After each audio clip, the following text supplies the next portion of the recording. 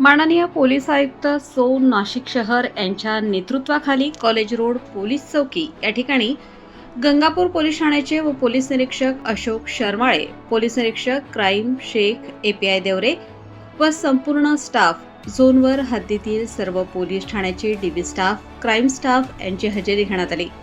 हजेरीवरती माननीय zone 1 Monika Raut madam यांनी सूचना केल्या।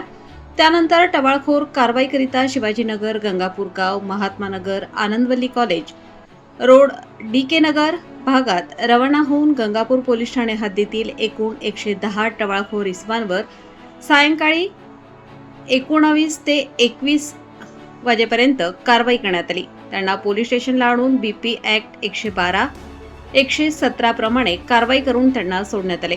ट्रिपल सीट 25 कारवाई बुलेट सायलेन्सरवर, 7 कारवाई BNS 285 प्रमाणे 3 कारवाई। माननीय सविनय सागर, वरिष्ठ पोलीस निरीक्षक अशोक शर्माळे, गंगापूर पोलीस ठाणे।